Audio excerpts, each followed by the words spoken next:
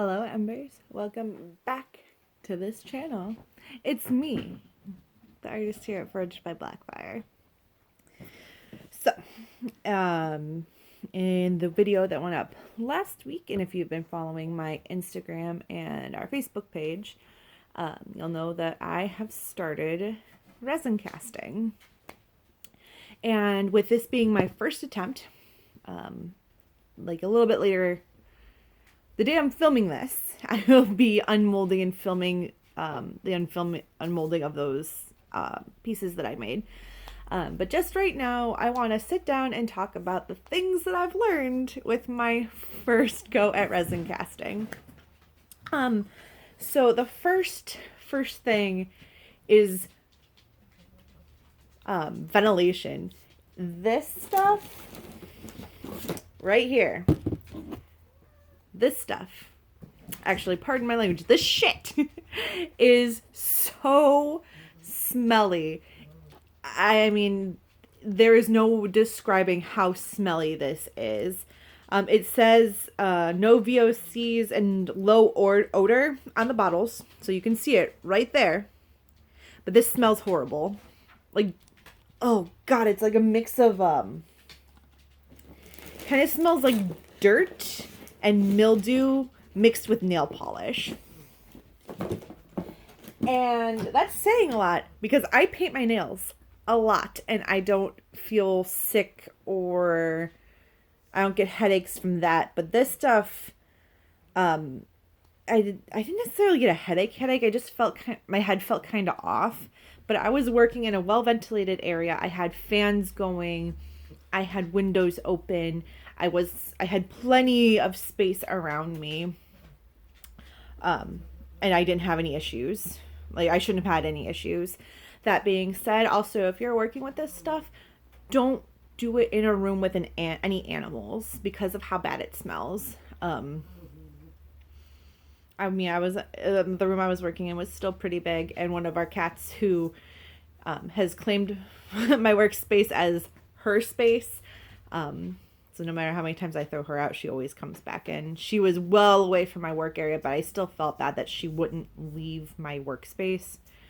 So I would definitely make sure you keep it away from kids, keep it away from animals.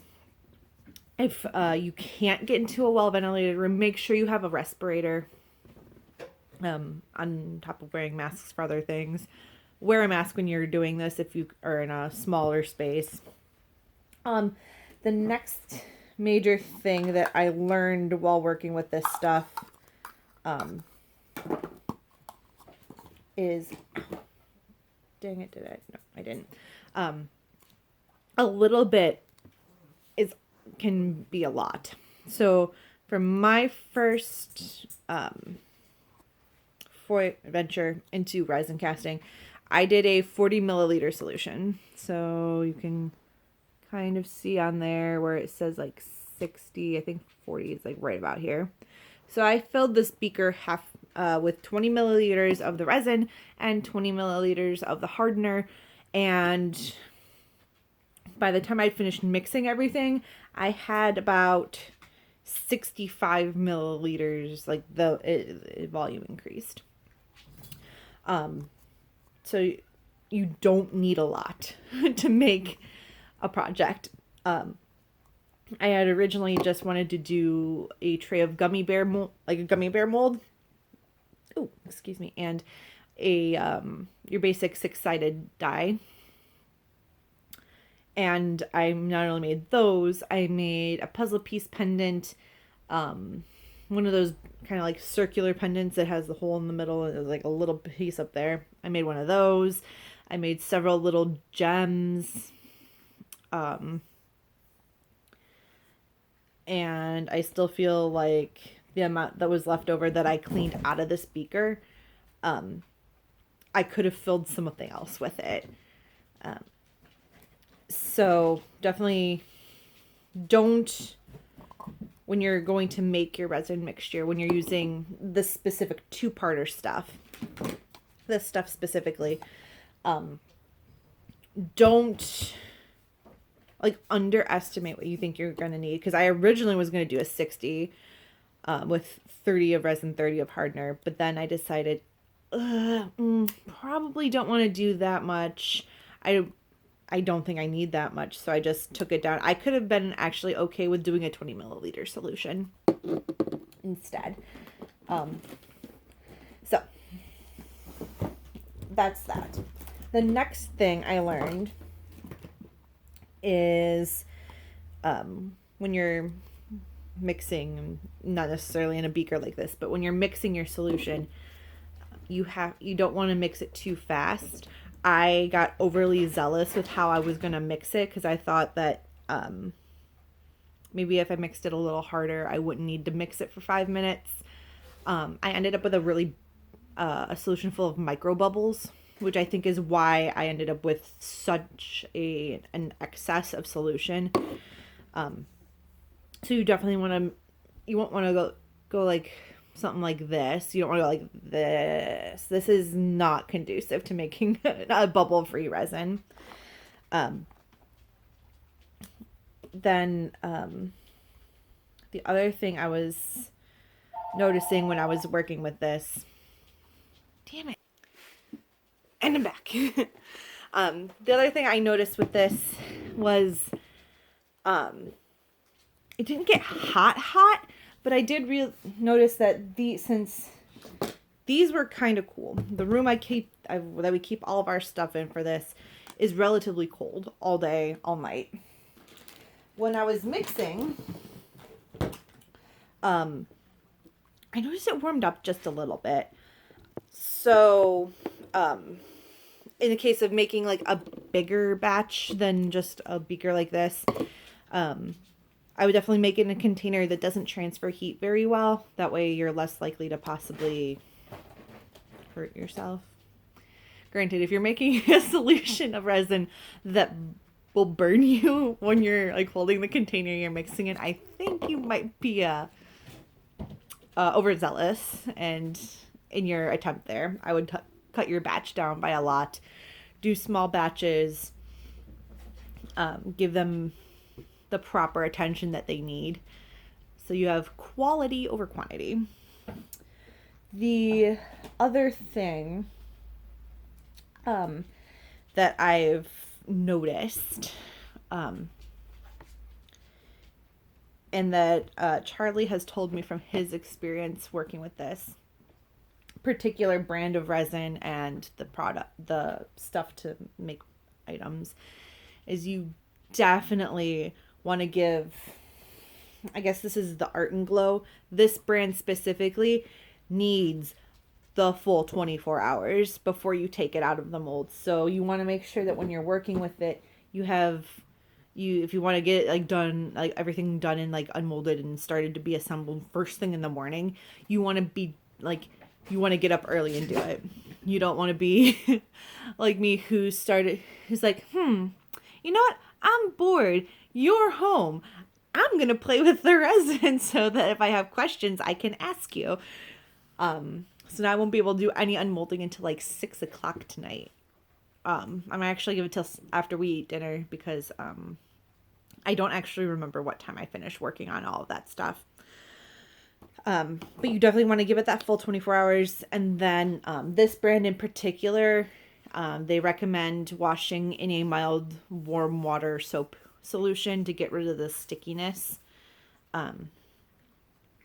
So the gist of that rant there is look up reviews, look up what the manufacturer says, follow those because they're giving you those hints and tips because that's things that they've like discovered or what other people have learned while using that particular brand.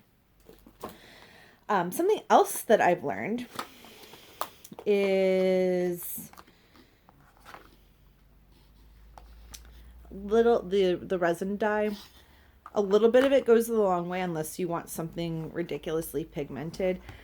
This one in particular, this is lavender. I don't know if you can actually see that or not. This one, Charlie said he used, and he only used a couple drops to get the color what he thought was right for lavender. I ended up using like 8. So with with resin dye, it's a lot of experimentation to find the right color.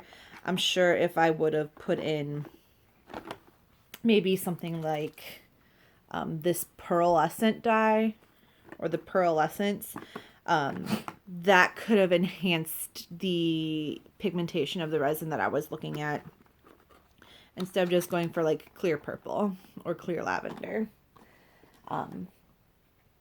And you don't like have to spend like a crap ton of money on like additives.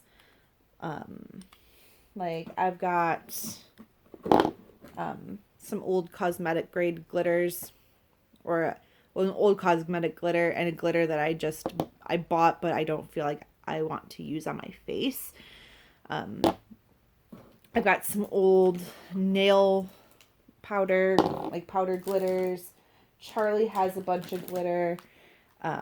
We have a bunch of, like, I bought a bunch of these things. These are like inlays for like acrylic nails.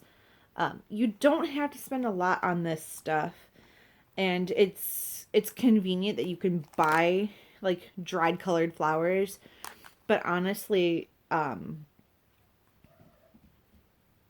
it's not hard to dry flowers. So you, like, this is kind of unnecessarily, but it's a convenience. You probably don't have to go out and spend like $15 on this set of many different colors of glitter. You could just go to Walmart and pick up craft glitter. That being said, if you have stuff that you don't think you're going to use, like cosmetic glitter, use that. Repurpose it. Don't just throw it away. Oh, anything else?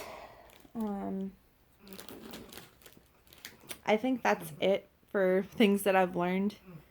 I also want to say thank you to all you guys out there who watch these videos on occasion and don't just think that I'm some crazy person. Life is tough right now.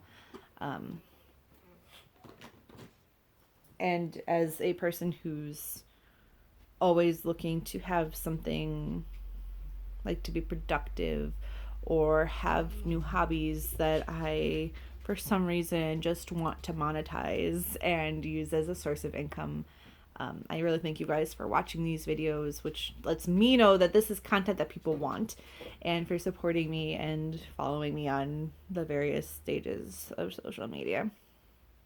Alright, so the next video, which will probably be out next week, will be the unmolding video. And I might Facebook Live the next session of me playing my next set of experiments.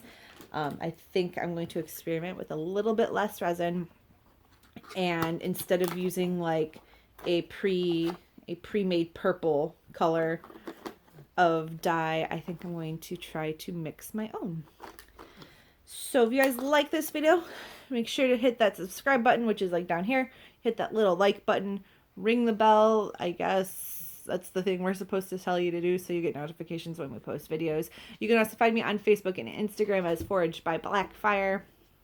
If you need to, I respond to emails and questions and comments within a business day of getting them. So don't worry if you try to talk to me.